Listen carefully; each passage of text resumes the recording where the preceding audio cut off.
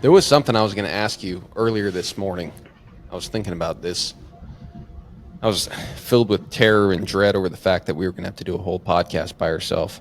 But I was going to ask you something, and I'll try to remember it. Did you have anything that you prepared intentionally to talk to us about, me about? No. No, I just I don't know, man. We've been kind of on a roll. We've had a slew of some really awesome guests, and yeah, I kind of agree with you. I was like, man, I don't know what I would just talk to Ben about right now. Seems like it's been a good little while since just you and I talked. Yeah, yeah, I know I feel like. Do you ever feel like you don't have anything to talk about? Like somebody calls you and they seem full of things to talk about, and you just kind of say, "Yeah, yep, and it's weird. All of a sudden, you realize you're kind of trying to get rid of them and get on with your day, and you're not being mean, and like you love people, but you don't really have anything to say, and you feel fine with that. I feel that way all the time. Yeah, yeah, no, and I feel bad because how I portray that, I definitely probably do seem like I'm trying to rush people off the phone a little bit, Yeah, and or I'm like trying to convey that I really don't care about what they have to say, which also isn't true. But I'm just kind of yeah. Sometimes you get in a mode where you're just like you're absorbing things, you're like taking it all in, and you don't really need to articulate anything at the moment. yeah, yeah. And maybe it's doing all these podcasts. You feel kind of talked out, or I don't know. You just feel like you need to assimilate information and keep a lot of it to yourself. But um, sometimes when I put people off or I don't have anything to say right then, I in the back of my mind, I think that I'll have things to say later. Like if I'm in the middle of a day and I'm working and somebody calls me, I might try to be kind of curt and kind of get rid of them with the thought that I'll call them tonight and talk to them. But sure enough, when tonight rolls around, I really don't have anything to say then either. Um, and it Yeah, might I just was be a gonna bit say of that's a laziness. dangerous game. Yeah, yeah, and I think it just might be a little bit of laziness. Like today, I don't know about you, but I listen to quite a few audiobooks. Not all the time, but every couple Mhm. days I'll get a chance and I'll listen some. And this morning, kind of a gentle rainy morning, and I was going to ride a bunch of horses. And so I finished the last book I was listening to. So I was like, I'm gonna put in another book. And I was looking through my Audible list, and I had canceled Audible because I had a bunch of credits. I don't know if you have Audible, but you get these credits just for having a Yep. membership every month. And so I had so many credits that I Mhm. canceled the membership, and I was just getting new books here and there. Well, then I was out of credits, and I don't have a membership.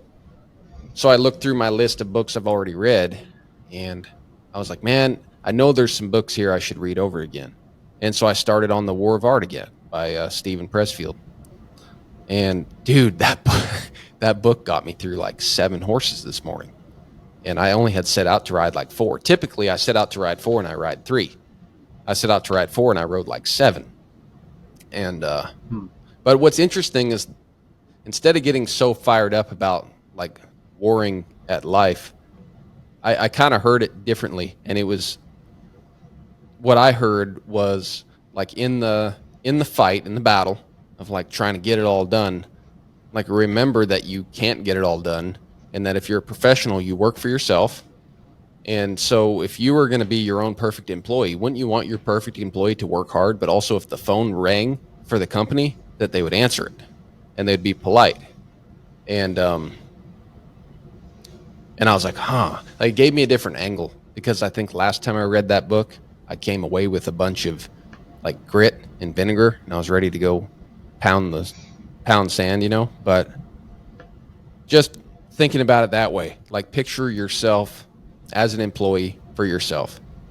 So, yeah, you want hard work, you want determination, but you also want like friendliness, and you want a nice guy. Like if someone calls your horse training company, do you want the guy who's like, I'm so busy I can't talk to you right now, or do you want the employee who has the ability to be busy and work hard and also like act like he's an interested human in the person that just called him on the phone and be helpful?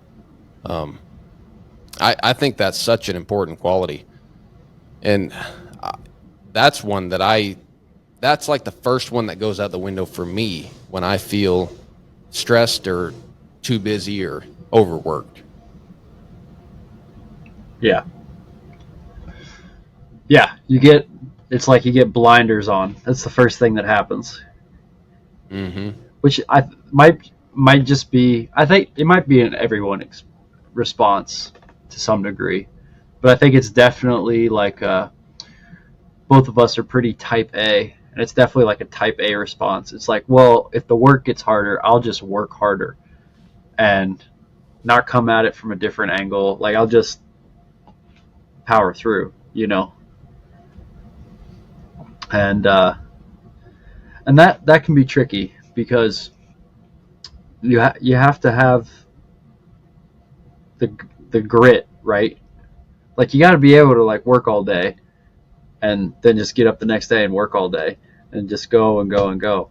But you have to figure out how to do it, one, in a sustainable way, but two, like you said, you have, I guess the whole point is that it has to be sustainable. Because if you all you do is ride horses and then you don't answer the phone, don't talk to people, don't like have kind of a good bedside manner with your clients, then it's not sustainable because you're not going to stay in business very long. Right. Right. Yeah. And you won't be able to keep that up yourself. Like that's that. Like making sure that for everything that you do that's really hard. Like you can't, I guess if you could think about it this way. Like I guess most people, I don't know if you feel this way. I think it's easy for me to assume that most people are lazy. So then I take a stance in life that's like, well, then I'm going to be extra diligent. Not because I'm trying to be different than everyone else, but if most people are lazy, well, then I'm probably lazy too. So it applies to me, and I'm going to be diligent. But if you just work super, super hard, and you're never like, I hate like trying to sound too, I don't know, like self pandering, or I don't know what the term would be. But you know, when people talk about you have to like love yourself, that always kind of gives me Mm-hmm. the ick. I don't know. That sounds weird to me, but there's some truth to that. Like, well, why wouldn't you love yourself? I mean, should you hate yourself? Probably not. So, but like the idea that you have to be nice to yourself. So you work really, really hard, but if you're not doing anything to like appreciate yourself, then what makes you think you're going to be able to keep up that hard work every day? You know, even if it's 6 days a week, even if it's 5 days a week, how are you going to get up for the rest of your life, or at least the next 30 years, and work 5 days a week really, really hard, when at the end of the day you go, well, that was great, I worked pretty hard, but Ben, you better work harder tomorrow. Instead of saying, boy, you worked pretty hard today, that's great, you know, go read a book or watch a movie or put your feet up or take a walk with your wife or whatever. Like, enjoy it and like really pat yourself on the back. Because back to what I was saying before, if you're treating yourself like your own employee, like this thing that you're taking seriously and being a professional about, and you say, all right, I'm going to be an employee for myself, well, then you should be nice to yourself, because you wouldn't do that to an employee. If you hired your first, all right, let's say you're the horse trainer again, and you hire your first person to help you, at the end of the day, you wouldn't say, all right, well, tomorrow, let's see if we can get a little bit more work done. And if you just say that every day, it's not going to be long. That guy's going to hate you, and he's going to leave you. The only problem is when you're treating yourself that way, you can't really leave yourself. And so you just become a bitter, rundown person. And I'm not lecturing here. I know it because I feel this way sometimes, and I felt this way a lot in my life. And so, to your point, you have to start to find ways to be diligent, keep being more diligent even, but you have to appreciate yourself. And if it's easy for you to think of it that way, appreciate yourself like you would appreciate somebody working for you. Or if it's, if you like comfort, well, then just go ahead and treat it that way. Give yourself some comfort. But boy, that hitting it every day just harder and harder without thinking about taking it easy sometimes. It's not, it's not, it's not a, whatever the word is, it's not substantial. You won't be able to keep that up. And that's something I Sustainable. think I'm sustainable. And that's something I'm starting to figure out myself. Yeah. Yeah.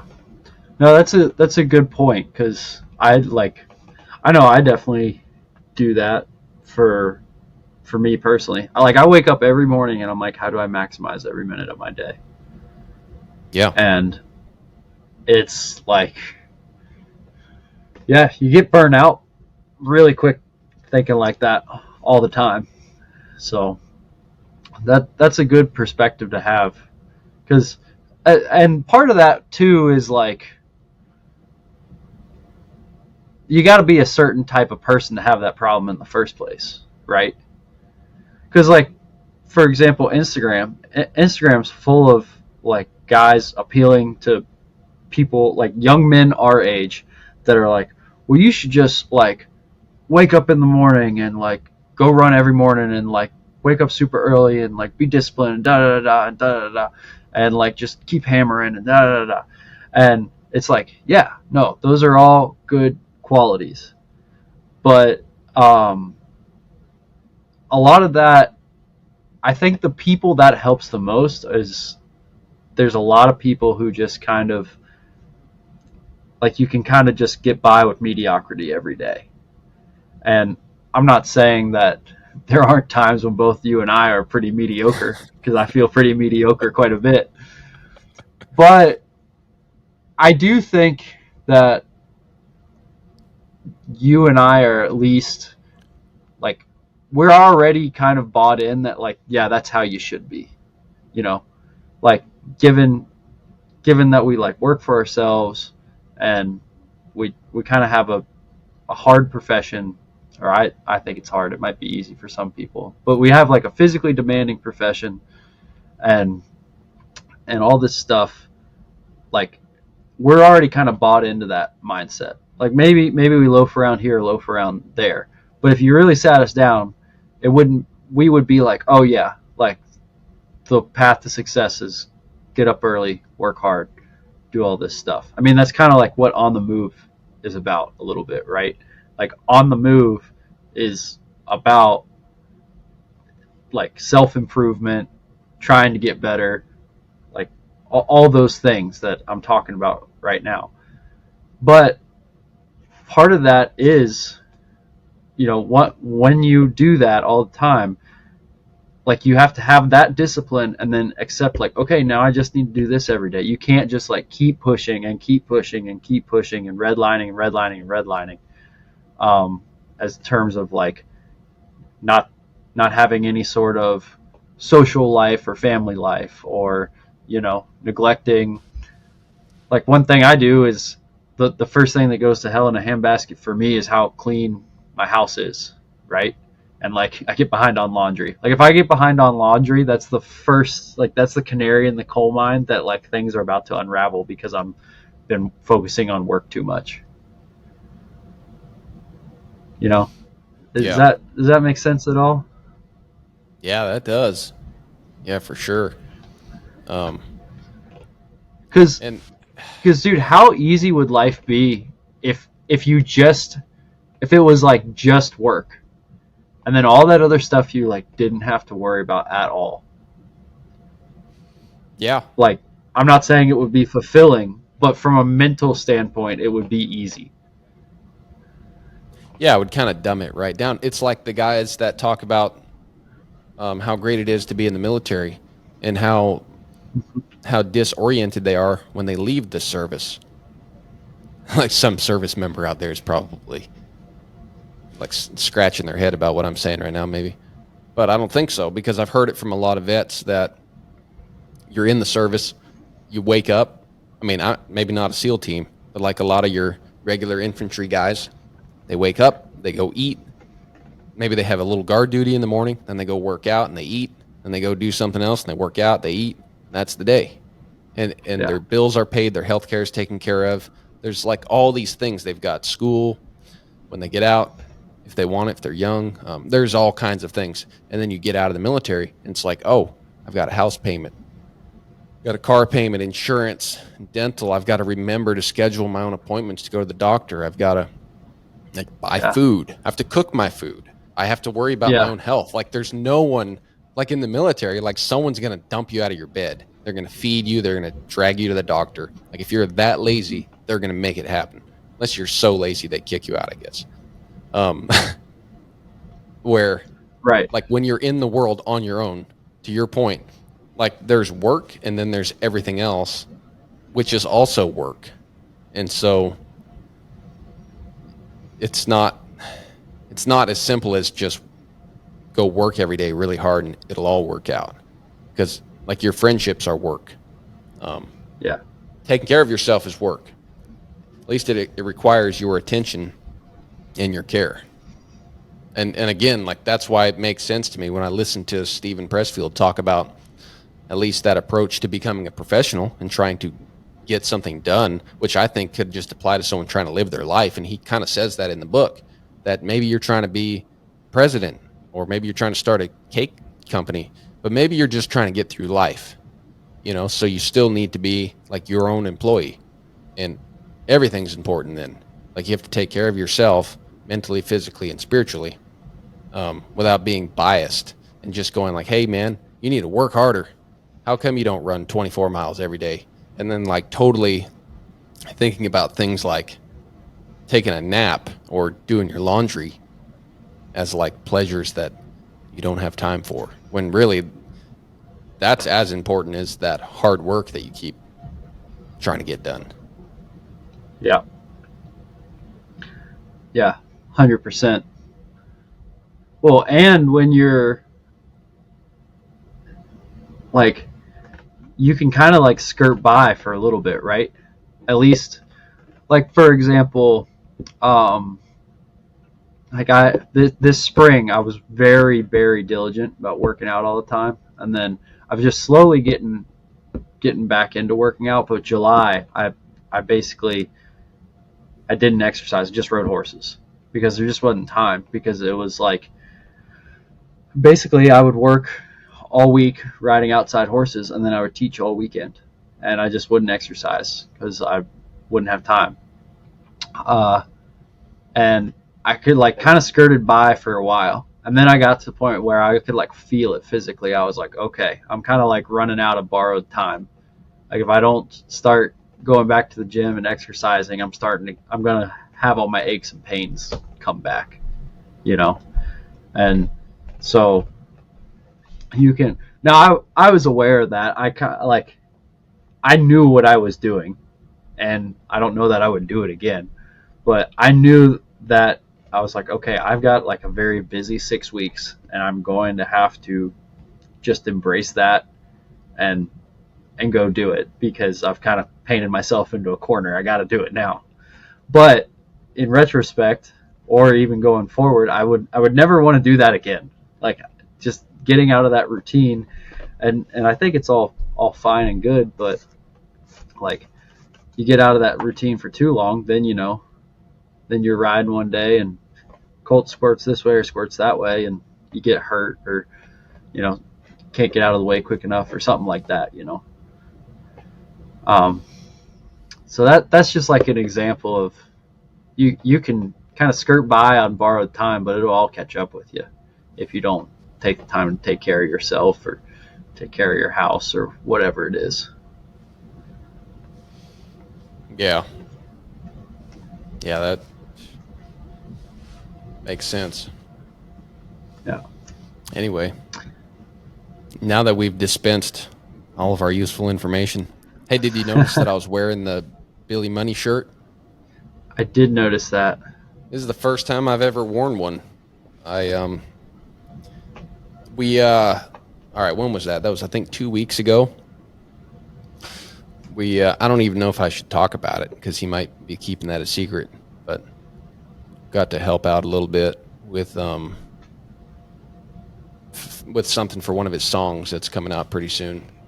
But but anyway, the main thing is we had these guys here, and one of Max was one of them. You know, we had him on here, but it was really cool. They came and they were shooting some film around the ranch, and it totally turned. It kind of sidetracked me from everything I had planned for like 4 or 5 days, but it was well worth it. And this ties in more than I realized. It was neat being around those guys because you wouldn't think a couple of film guys from LA would come out to a ranch and leave you with something useful to think about, besides like very, very abstract thoughts of going and being an actor or something. But no, it was really cool, man. So they fly in, they stop in Atlanta, they rent all this film equipment, they come to the ranch, and I understood my job was to just kind of help out, make sure they had what they needed, and make sure things went smooth around the ranch when they were filming. And so I meet with them the first night, and like these guys have a list of like the scenes they want to film, like when and where and how, and I'm like, oh, okay. So I guess I assume that most people are disorganized like myself, and that they're just going to show up and wing it. And so that was the first thing that I thought was kind of cool. And then working with them for a couple days, it really helped me appreciate the power of planning ahead. And it was like to see what those guys came and did in 3 days was quite a bit of work for two guys. Now, granted, they had me and a couple of interns kind of roped them into helping out. But it made me realize that like all this work I'm always trying to get done, if I just planned a little bit better, I would get it done. You could do it. It's possible. And like I was telling you, like I hear your voice in my head all the time when you said that little thing to me about, well, you know, Ben, the first step towards, you know, being productive is being organized, something like that. Those guys really brought that to life because they flew in, they showed up, they got what they needed, and they left. And they got a lot of work done, and they still look pretty cool doing it. So I kind of took a lesson away from that. And for, I guess it's been 2 weeks now, I feel like I learned that. Like, hey, make a list. Like at the beginning of the week, make a list. Every morning, look at your list, change it around a little bit. But if I can have a plan, like pretty detailed plan, then most days work out. And at the end of the day, it's really cool. You look at your list and you kind of go down it and you're like, yep, got it all done. Maybe you even added a few things in there. And maybe you forgot a bunch of other stuff, but it's fine. It wasn't on your list anyway. So that was really fun. Besides just being around some film guys, getting to learn a lesson from watching them that I never would have expected from some LA videographers. Yeah. Yeah, we were talking about it earlier before we started recording. When you have all these things like you need to get done, but you don't, for me, it's like writing them down. But if you don't sit down and organize them in some fashion, or at least just like make it so you can visualize all of it, then it's like they're like pinging off your skull and your brain in there, and they're all just like bouncing around, hitting each other, and it's just chaos, right? Because you're like, oh, I think about this for like 30 seconds, then I think about this other thing. Well, now I got to do this thing. No. And like, as soon as you can plan, it's like then you can compartmentalize, right? So you're like, okay, I'm going to do X, Y, and Z today. And then once you've already established that that's what you're going to do today, then it's like, well, now there's no need to worry about anything but X until X is done. And then that's when you fly through stuff, because it's like your full mental bandwidth is going towards that first thing. Whether it's like, I need to ride this horse, and then I need to ride this horse, and then I need to ride this horse. Or it's, I need to ride this horse, then I need to call this person. And then I need to get online and pay this bill. And then I need to do this. And then I need to do that. And if you just worry about one thing at a time, it gives you so much more clarity, it seems like, at least in my brain. I'm sure there's people who are like planning savants or time management savants. Like Yeah. I bet Nick Dowers just like Rain Mans it and does it all in his head, and he's like, all right, now that's what we're gonna do. Because talking with him, that guy has like a grasp on every second of his time, it seems like. Yeah, it certainly seemed like it. But no, you're exactly right, because I remember hearing about this from somebody one time that that like when you look at your life or your day or a project, like everything's important in a way, but it's sort of like you could compare it to if you're in your house and you got a couple of problems. Okay, so one problem is you ran out of toothpaste and you buy it on Amazon, so you need to reorder some toothpaste. Well, you got another problem. The house just lit on fire. Okay, so you got two problems. Which one of them do you take care of first? Do you go ahead and order your toothpaste, and then we'll go deal with the house that's on fire that I'm in ordering my toothpaste, or do you put the house fire out first and all the problems that come along with that, and then you go worry about reordering that toothpaste that you're out of? And that's a problem that I have is not objectively looking at my problems and then rating them on the order of least to most importance. But instead, I'll have like some important problem, and but then as I'm swilling thoughts in my head, that important problem kind of goes away for a minute, and like the next problem comes in, and it's that simple problem, something like the toothpaste, and I'm like, oh, I'll do that. That's a lot easier. And that important problem like goes on around the Rolodex, and it doesn't come around again. And by the time it comes back around, that house is burned down already, and I'm too late.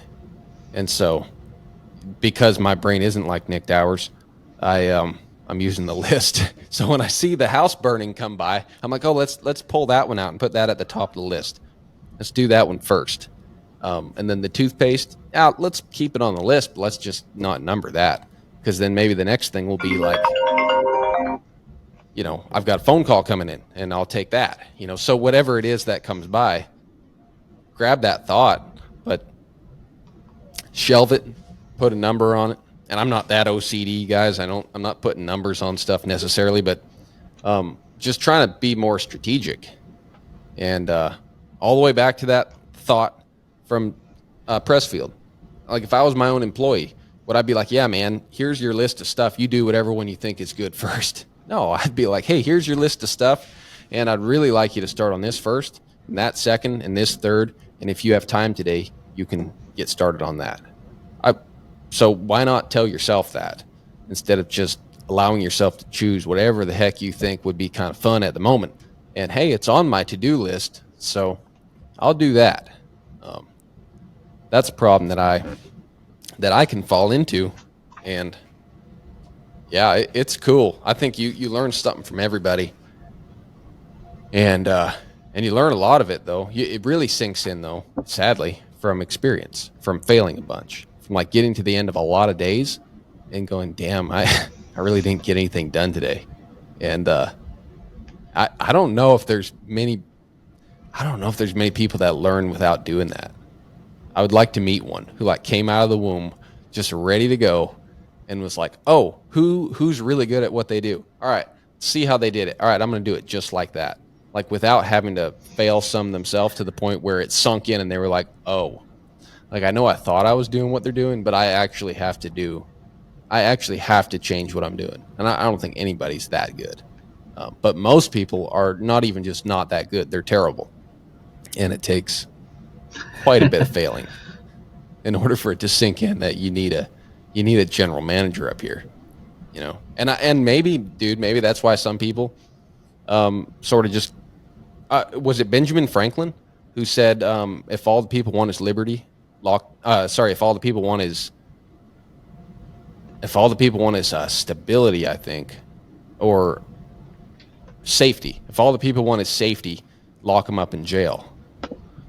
Maybe that's where that mentality comes from, is you get to the point where you realize you need a CEO for oneself. So you just go give it to someone else. You give that responsibility to the next guy who seems like he's smarter than you, instead of taking some ownership over your own life. And could be. Are you looking that up? I am. He once said, "Those who would give up essential liberty to purchase a little temporary safety deserve neither liberty nor safety." Yeah. So There I you go. fairly improvised that, but that is much better. Yeah, that's some real death to the tyrant stuff right there. Heck yeah. Heck Yeah, yeah. it's I mean, it was like we were talking about, like you said with the military. It's okay. I just life's easy because I just wake up and do what I'm told. Like, it's like Forrest Gump.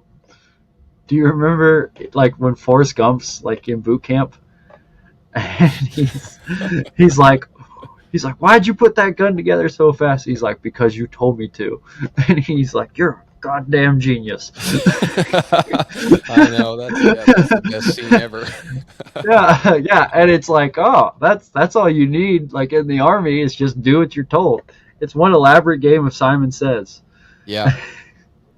But dude, isn't that what you just said? That is at the core of like any like motivational method, like self-motivational method. That's kind of what it is. It's like be Forrest Gump to yourself. Like you be the drill sergeant Yeah, and be Forrest Gump. And so when there's yeah, something that you recognize that needs to be done, just say, "Hey, Mr. Self, go do that." And then go start on it. And next thing you know, you'll be done, and then you'll look back and be like, "Hey, I did it."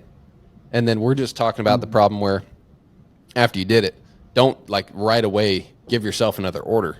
You know, maybe like have a glass of water, sit down for a minute so that you yeah, feel so you feel rewarded so that you will listen to yourself again. Right? Because yeah, that's maybe part of the problem is like, yeah, you could tell yourself to do something and it's rational, it makes sense, and you have a plan. So if you just did it, you'd get it done.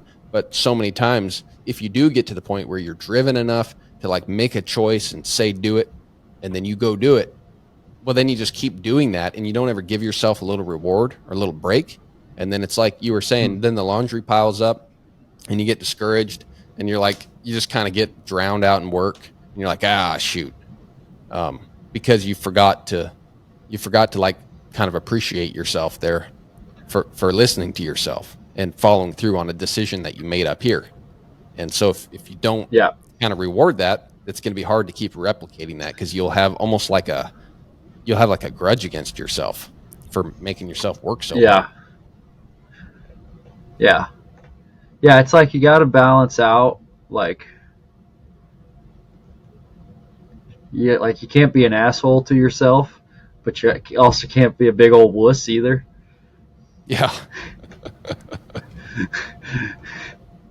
So it's like, yeah, that was, it's like people, or to tie this back for anyone who's listening and been like, wow, they're not talking about horses at all.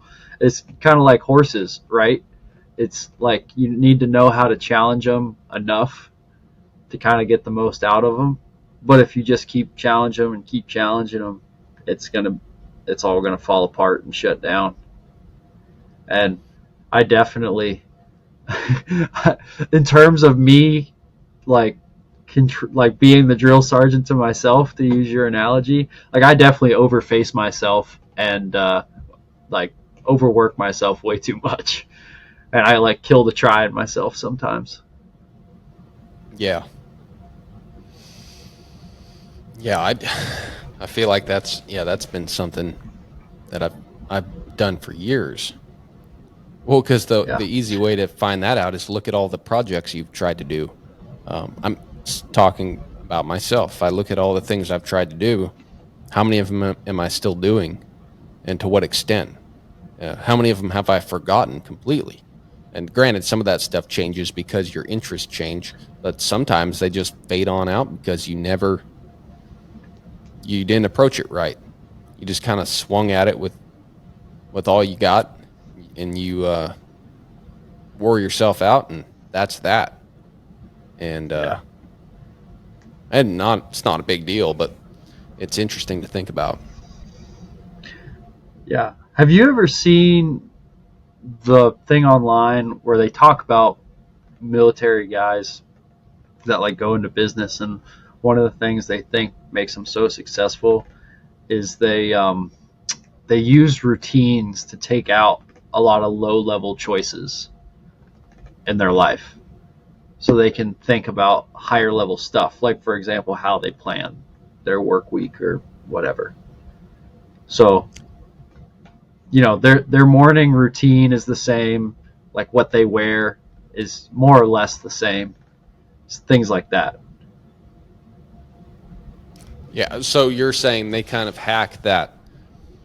They hack the same system that used to control them when they were in the military. Now they're sort of controlling themselves a little bit more. Yeah. So here's an Expound on that a example, little bit. like Steve Jobs, right? Always Yeah. wore turtleneck and jeans, no matter what. Okay, right there, bam. You're not worried about trying to be a trendy tech CEO anymore. Like you have that, and like that's what you wear. And so now none of your mental energy is really going towards like, well, what do I wear to this event, and what do I wear to that event? And I'm not saying that you should just pick one thing and wear that all the time, but it's kind of like that nature. Or like, people who are like, well, I'll eat this for breakfast and then eat that for breakfast. Like, for example, I pretty much eat the same thing for breakfast every day. Yeah. Like, unless it's like a Sunday and we're going to do like a nice Sunday brunch, like sleep in and then make like a big meal or something. But on a normal work day, like I eat pretty much the same things for breakfast and lunch every day. And for whatever reason, I don't really get that sick of it. And it's just nice to not have to think about that. Because I remember when I first joined the working world, I used to always think about what I was going to eat for like breakfast and lunch. And then I was like, I don't really think that's that important. If I find something I like, I look forward to eating, then I'll eat that, and then I can worry about other stuff. So just things that are like you're always going to have to do these things over and over. It's the same reason like people like the idea of automatic payments on like car insurance or whatever. Because they don't want, like, you just don't need to worry about it anymore. Hey, everybody. I hope you're enjoying the podcast. If you are, pause for a moment and head on over to Spotify or Apple. There you can leave us a review and you can follow the podcast. These actions help us by pushing the podcast out to new audiences who have not found us yet. And that in turn allows us to keep on doing what we do best, bringing you guys new, fresh, exciting content and interviews week by week. Thank you guys. Yeah, that's a really good point, man. Yeah, I'm like you. I mean, I kind of eat the same thing every day, and I put very little thought into it. Like, I've put a lot of thought into it on the front end in terms of what I'm going to eat every day. But then now that it's kind of settled, it's not a big deal. But the payments thing, because sometimes, like back to my analogy about the burning house versus your ordering your toothpaste, like sometimes you'll have two different payments. Maybe you have a business or like a business email you need to send or get back to a client, or some health cert you need, or like there's some important thing you need to do, and then you have an insurance payment, and like you'll have those two things side by side, and then you end up like screwing around with the insurance payment and you don't do that other thing. And they're very similar looking tasks. When if you had that insurance payment on like automatic pay, not only do you even now you don't even need it on your little list, but like now you don't need it at all on there. Like it's done. Like maybe look at that once a month or quarterly, make sure all that automatic billing stuff is working okay. But now you're not like confusing that with something similar that's much more important and Yeah. like totally yeah, it's like totally It's not necessary Yep. if you don't have to, right? So totally Yeah. unnecessary. Yeah, that's a So good yeah, point. and that's yeah. I see stuff like that on like Instagram and YouTube, talking about how people take big choices out of their lives, right? Yeah, yeah, yeah. I mean, the clothing one, I like. I don't think I would ever do that with clothing, but it totally makes sense for a guy like um, a lot of those guys. Really, didn't who's the other guy? I'm trying to think. Someone else wore something very simple all the time. Well, man, probably back in the day when businessmen just all wore like black and white suits, you probably only had three of them anyway, three or four of them, Yeah. and you either had them at the Yeah. dry cleaner or you were wearing them or you had one in your closet. It wasn't rocket science. Yeah. Or I mean, dude, think about like if you're a mechanic or something, and like work where you have a uniform Yeah. every day. You're, like, oh, I put on my jumpsuit and I go to work, and I just don't worry about that anymore than I have to. Yep. Well, and dude, I mean, to be honest, we do that with what we do for a living, for the most Yeah. part. I mean, you might have a little choice what color shirt you put on, but I mean, it's you get up and put on the same thing, throw your hat on, and Yep. go out the door. And so that is Yep. kind of taken care of for the most part. Yeah. Exactly. So I don't know. I feel like there's more things in my life where I'm like, oh, I could if I could just kind of get this going, set up to where it kind of runs itself. Um, then it'd just be one less thing to worry about. Hmm. But I haven't. The problem is you do have to spend time on the front end to make the right decision, like you brought up. Yeah, yeah. Well, and even think like it's a perspective change when you read a book like The War of Art, and Stephen Pressfield's a very published author and probably been quite successful financially. But he said he didn't get a single check for anything he wrote for the first 10 years of being a professional writer. Like, not just dabbling at writing, but from the time that he said, all right, I am on board with writing. I'm going to write every day. That is my job. He didn't even get a check for that for 10 years. And even the first check he got Yeah, was like a pittance. And so when you think about your own life, it puts things in a new light. When you think of all the other people out there that have put in that effort and waited and waited and waited for it to pay off, and some people who it never paid off for in their own lifetime. There's a lot of power in yeah, that. And just realizing you're not the only person on earth that had to work pretty hard for something to pay off to that point where, yeah, maybe it all runs itself and you're just kind of kicking back, which at that point, I'm sure it's probably kind of hard to just kick back. You probably find some other things to do. oh yeah. Well, I mean, it's not like you're just gonna sit there and be content with what you've done, right? Or enjoy yourself in any capacity. You'll just find something else to torture you for a while. Yeah. Hey, have you ever heard, do you know the Robert Frost poem, The Road Less Traveled? Yeah, of course, That's absolutely. such a good poem, isn't it?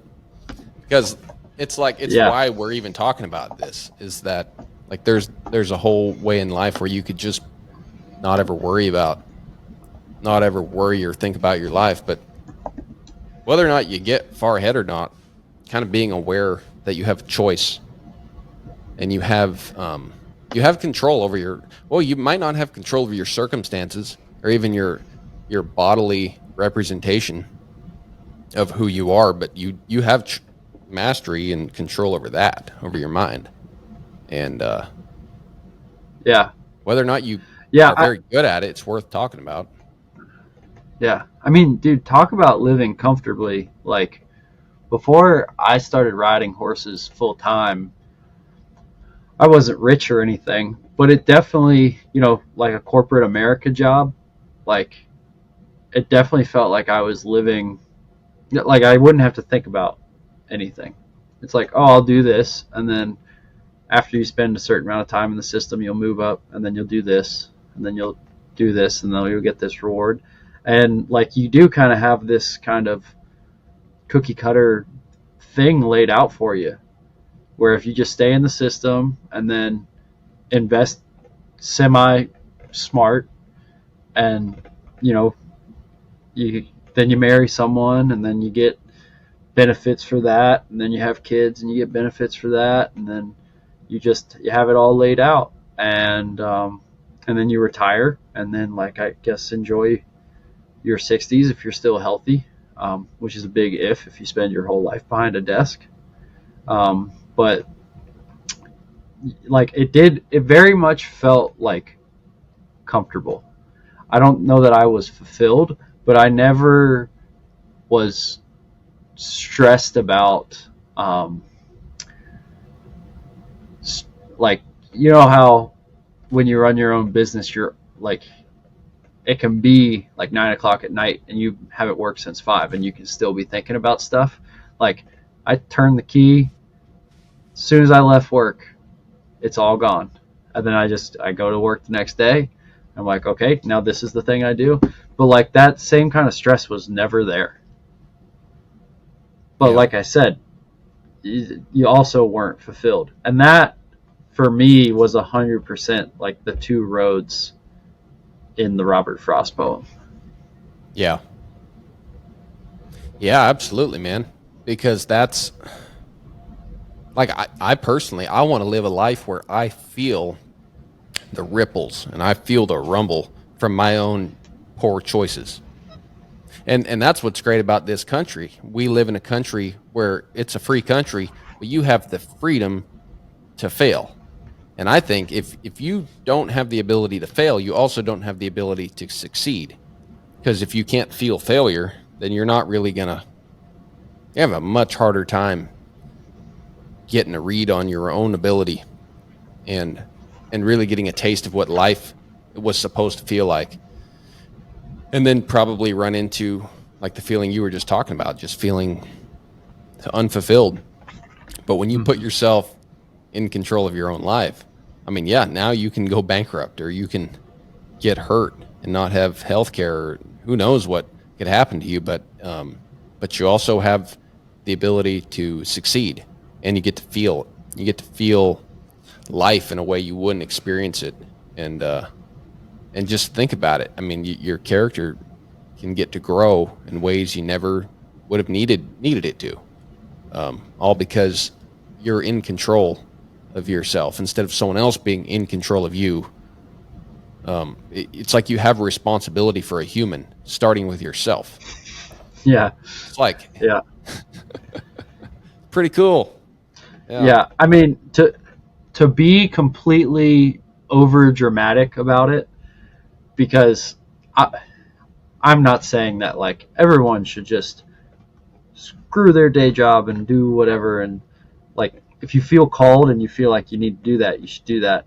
Um, but I have a lot of friends still kind of in that corporate America world, and it fits them. It fits what they want to do with their lives. Like it's a good thing. But for me, you and I are kind of cut from the same cloth that way. Like I wanted to feel the ripples. I wanted to feel the success at the same time. Um, and so it literally felt like, well, I would rather like die free out in the wilderness than die a slave in a warm bed, right? Like I, I was very well taken care of. Life was good, but it just I they owned me basically. Not for a ridiculous amount of time, for like 40 to 50 hours a week, but they did own me, and I didn't like that. yeah, yeah. Phew. I don't know though. What what do you think? I think there's just people that are different. People are different. I mean, I imagine someone's probably listening to this and they probably have a job and they're happy with it. Um, Yeah. No, I know a lot of people that are like, I don't know. Some people are just like wired different. Some like there are people who don't want to be entrepreneurs and stuff, which is totally fine because you know like what it would be like if everyone felt like they had to be an entrepreneur. It would be just chaos in the streets, man. Like yeah.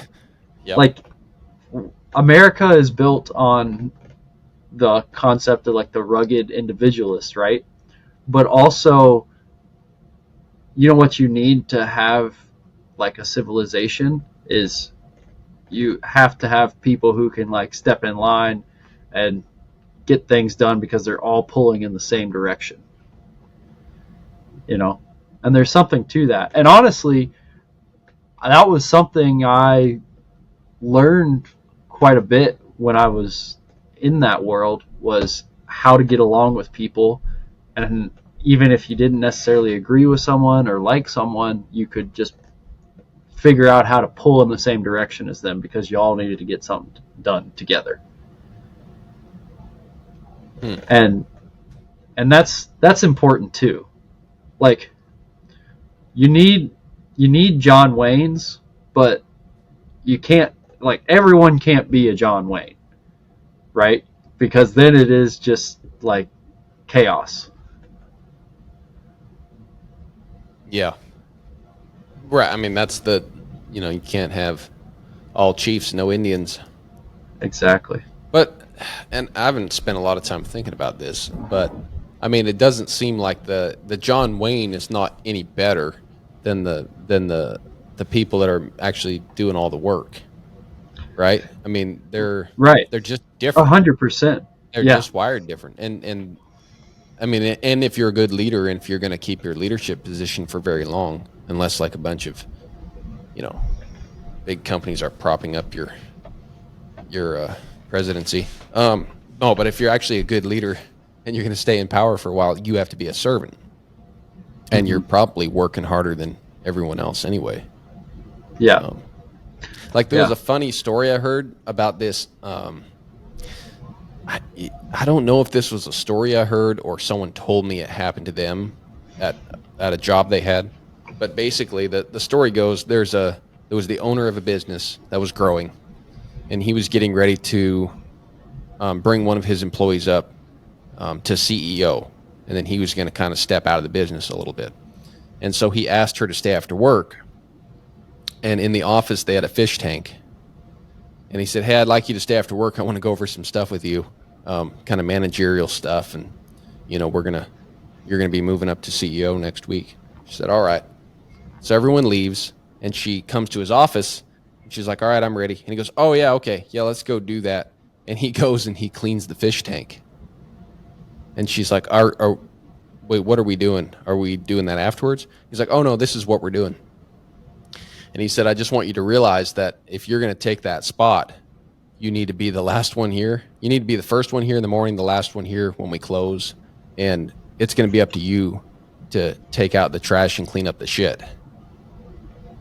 And she was like, she kind of thought about that. And he said, "This fish tank has been here for, 10 years or whatever. And, it always looks nice and clean and whatnot." And he said, "Well, I'm the only one who's ever cleaned the tank out." And he's like, "And I've left it for a while before to see if someone else would do it. I've even given the job to people and they forgot. And at the end of the day, the only reason why the fish tank stays clean is because I clean it. And I'm the owner. So if you're going to, move up, like there's a job for you." Yeah. Literally and figuratively. So, Yeah. That's great. That's a cool story. I like that quite a bit. yeah. But And that's the thing, man. Like there's that right there is the can you turn your brain off at 5 o'clock or can you not? Because there's no safety net if you're the head honcho. If you haven't thought of it or you don't have like a really, really good lieutenant who's thought of it, then it's not going to be addressed. Mm-hmm. Yeah, And yeah. even if Talk it about. has been, go ahead. Well, I mean, I was just gonna say, yeah. Talk about feeling the ripples when it's not even a matter of what you do or don't do; it's what you think or don't think. Like if Mm-hmm. we were talking about your thoughts being those things spinning around, or you have like this Rolodex of to dos. But like if you're the guy in charge and you don't even have the important thing on your list, or even hasn't even entered your mind, like you're gonna get rocked. And so, Yeah, buddy. yeah, that's why maybe you want to be the guy who's like, you know what? I'll just work for you. You be in charge. You remember all that stuff. Because I don't want to I don't want that, that risk factor of being the guy who maybe forgets, you know, I don't know, to like order something. Or I'm trying to think of Mm-hmm. something, with livestock, that stuff happens, right? Like you hear these Yeah, stories about managers who forgot stuff and like a whole herd dies. And it yeah. really wasn't anyone else's fault. They didn't know. Um, they didn't know. Or like some disease happens and, they tell you and then you forget to do something about it. Or just like it's a small action, but it has huge repercussions and it's nobody's fault but yours because you didn't direct the workforce to go tackle it because no one was going to do it till you directed them and you forgot. And so Yeah. even though you might not even get your shirt dirty ever, it's your fault that everything happened because you didn't Mm-hmm. direct anybody to go take care of it. Heavy is the head that wears the crown. Yes, sirree. Yeah. And that's where you separate the good leaders from the poor leaders, is when there's a guy who never even gets his shirt dirty, but then he wears the failures and he says, yeah, that's my fault because I'm in charge. Even if it is like blatantly someone else's fault, which in your example it wasn't, it was his fault, but like someone forgets to do something. Well, if you're the manager, if you're in charge, well, no, it's your fault, and you have to own it, because you won't do any good is pointing fingers at lieutenants. So anything that's a problem, you need to take the blame for it. Anything that's a success, you need to find someone to attribute the success to, and that's what makes good leaders. Can I ask you, like when you were working a corporate job, was it was the kind of job you had or the company you worked for, was it so big that you didn't really know who even owned it or who you were really working for? Or was it small enough you knew where like the top of the chain of command was at? Oh yeah, I no, when I joined the company, it was like 60 people, Okay. and I could get up and walk down the hallway and walk into. There were three owners. I could walk into one of the owners' office, um, and like talk with him, and even like could text him and be like, "Hey, I got some things to like talk to you about," and it was just like life advice because he was a very successful businessman. I actually think he would be a really interesting guy to get on the podcast, because he's kind of the person that encouraged me to like do this, to go full time, and Yeah. and yeah, and just like kind of, if I was passionate about something, chase something, which was funny because I was working for him. Um, but yeah, so that I actually worked in a place with like really good dynamics that way. But part of the reason I did leave was because we got bought out by a big multinational company, um, that employs over 500,000 people in like 30 different countries. And so then all of a sudden, yeah, you're owned by a black box and you can only see like maybe one or two rungs up the ladder, and then you don't know, like you can't, everyone else is unapproachable. Um, and I definitely didn't want to be a part of that. So that was almost like the catalyst I needed to pull the trigger on riding horses. Yeah. Yeah, that would be. I mean, being somebody who's never worked in that type of job environment, that would be really strange. I mean, that'd be like being a citizen in the United States. You don't really know who's in charge or like who to talk to. You just know Oh yeah, them. Them yeah, is there. yeah. The ominous they, exactly. But no, Yeah.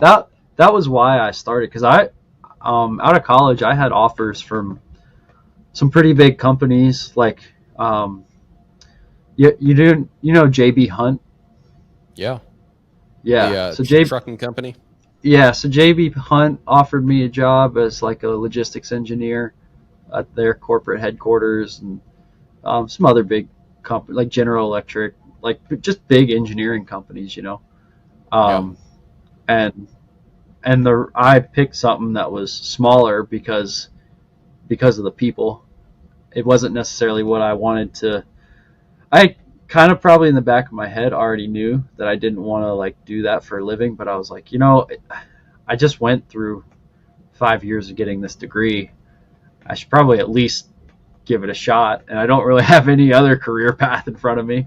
And so I made my decision solely based off of the people, um, like the people that were gonna I was gonna work with, and tried to decide like could I learn from these people.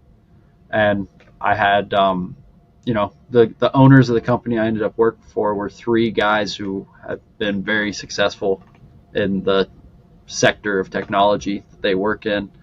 Um, and I was like, you know, I I don't necessarily want to do what they do, but I know that those guys are successful, and I think at this age, I just need to be around some successful people and figure out what that looks like.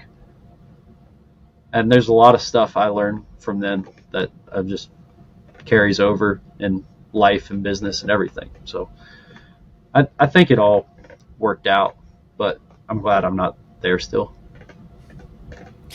At any point when you were working there, did you think about going into business for yourself in that industry and starting your own company? Not like for myself, because I at least that part, like it's very relationship based. Like I could have, but I would have had to spend like a decade or more kind of fostering relationships, because you with that and with software, it's very hard to be like a one man army. You need like kind of a team from the get go, right?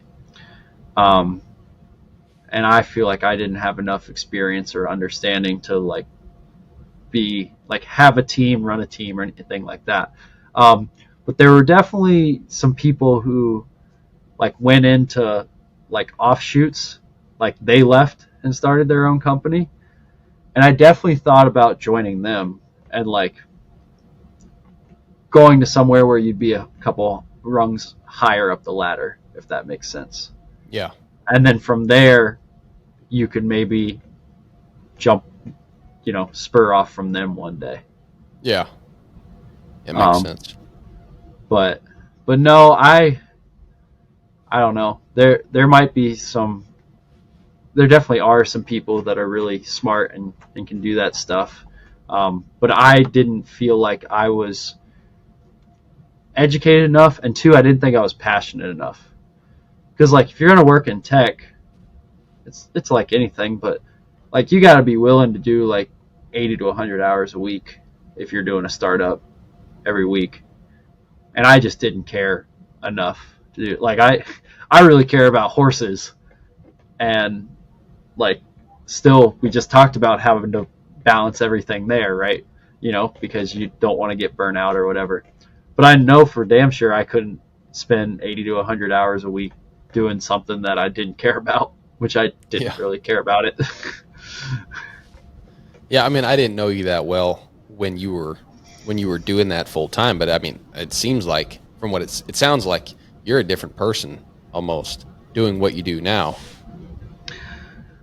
Like not a Yeah. different person, but you I don't like you live your life a little bit more like to the fullest, not Oh doing yeah. that for I work. definitely. You put more I oomph into it definitely. maybe. I don't know. Yeah, yeah, 100%. I definitely kind of have a more cavalier attitude towards things, but that all comes from like you know just just being able to go out and venture on your own. You eventually build confidence, and so I definitely believe in myself a lot more than I did back then, because it's like, how can you believe in yourself that much when your whole existence really is tied to what someone else has built? And and I'm not saying I couldn't go, like I had value in the marketplace, like I was getting promoted and raises and stuff like that, but I was like I was like one technological innovation away from being unemployed, basically. So Yeah. Yeah, yeah, but that's kind of where we're at, right? If they ever figure out, at this point, we pretty soon we're not going to have to do anything on this podcast except for talk. They'll take care of the rest. oh, I can't It will wait for take that That'll day. be awesome. The only thing is if Yeah, we don't want to do, like, once we have like 1,000 episodes, and then it can start making on the move all by itself, and it won't even need us yeah. anymore. Yeah, I Yeah, don't know, there that'll you be go. interesting. We're gonna be like, eventually they'll have enough sample of our voice that like they'll be able to make us say anything, like all those AI, like Joe Biden or AI Donald Trump quotes that are Yeah. just like the most ridiculous quotes you've ever heard. But they've just like got enough recorded voice hours, or like the songs. Have you seen where they'll make like Hank Williams Sr. sing a rap song or something like that? Yeah. That'll Yeah, be us one day. those deep fakes. They'll be making on the move deep fakes about us talking about how much we like our tie downs, stuff like that. Yeah. Be getting us in Yeah, trouble. exactly. Yeah, Dude, that'd be 100%. hilarious. Yeah.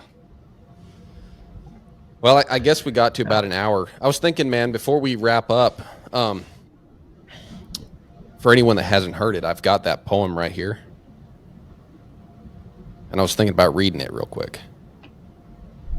Yeah, go for it. The Robert Frost one, because it kind of ties to, I mean, we've been talking about all this stuff, and for the casual listener or the horse person that feels like we totally left them and went to the deep end, it is all about horses, but it's not just about horses. It's about, like, we're talking about the individual's life who decides to do horses and like really do it with some precision and a level of like intentionality where they're going to get something done, like not just do it as a hobby. And that's, people should do it as a hobby too, not saying that's wrong at all, but anyone like us who is like, I want to do that for a living, I want to figure out how to make money at it, I want to get really good at it. A lot more goes into it than just like going out there and like just feeding and watering horses and like moving them around with a flag. Like, there's a whole life that's going to hit you in the face, and it's a lot of fun, and that's why we call it On the Move, right? So here we go. Two roads diverged in a yellow wood, and sorry I could not travel both, and be one traveler long I stood, and looked down one as far as I could to where it bent in the undergrowth, then took the other as just as fair, and having perhaps the better claim, because it was grassy and wanted wear. Though as for that, the passing there had worn them really about the same. And both that morning equally lay, in leaves no step had trodden black. Oh, I kept the first for another day, yet knowing how way leads on to way, I doubted if I should ever come back. I shall be telling this with a sigh, somewhere ages and ages hence. Two roads diverged in a wood, and I took the one less traveled by, and that has made all the difference. Robert Frost. Yeah. Yeah, I'll be honest, man. I Yeah. hadn't really heard You, that poem till about 2 years ago, but oh, it was yeah. it was like it's Have very you ever very deep. have you ever watched that movie Big Fish? No, I don't think so. Oh, yeah, you should you should definitely watch that movie. Because it's like it's got great actors in it, and it's like Ewan McGregor, Danny DeVito's in it, Albert Finney. Um, there's some really good actors, but in that movie, it's almost exactly like that poem. He's like, how do I get to this town? Because he's supposed to, like, he's become a man. He's going off to try to get to the next town. He's like, oh, that way's easier, but it's longer. It's a lot longer. And he's like, what's that way? And he's like, I don't know. We don't remember the last person that took that way. And like, I don't want to give any spoilers for the movie, but it's basically the Robert Frost poem. Yeah. Wow. You know who I know really likes that movie because she references it a lot, is Nancy Barnes. Oh, yeah? Yeah. I'll have to talk to her about it. Yeah. Yeah, the Big Fish movie. Huh. But you should watch it. It's who's it? I looked it up. Yeah, it's a Tim Burton movie. Yeah. Of all things. But yeah. 2003. Yep. When it came out. Okay. Yep, I got it here. I'll check it out. Yep. Yeah. Yeah, man. Even if you're long road, less traveled, even if you never lived to see the destination, or the destination's kind of, less than what you thought it would be, that road is probably very interesting, right? There's bandits, and there's beautiful scenery, and there's hailstorms, and there's starry nights, and all the good stuff. And maybe most people don't even get to the end of it, but it's the journey of taking that road versus like seeing the big castle and just trying to cut across a cornfield, and you just die parched out there in the middle somewhere trying to get across it. And you never make it to your destination anyway, but your road is certainly a lot worse. It's like that meme where you see all the people like walking towards the cliff, and there's a guy holding money on the end of a fishing pole just out of reach. So they're all just going for the money, and they walk right off the cliff and fall down. And it's like they're taking that short trip where they could see the end of it, but they don't realize the end of it isn't really attainable for the most part. Yeah. And that uncertain road is just life. Anyway, man, it's been fun. Yeah, got real deep into it. I promise we'll have more guests and talk about horses more in the coming weeks. But this was fun. You bet. Hey, what do you think about calling this episode the Road Less Traveled? I think that The Road Not Taken. The Road Not Taken is the title of the poem. What is that, a copyright issue? Right. Yeah, it is called The Road Not Taken. Yeah, probably The Road Not Taken is good. We can do that. Yeah. I mean, that's the name of the poem, but again, I don't know. We should but I agree. I agreed that we should make it the name of the Road Not Taken. We'll do that. Okay. I agree too. Cool. Well, all right. There you have it, folks. Thanks for listening.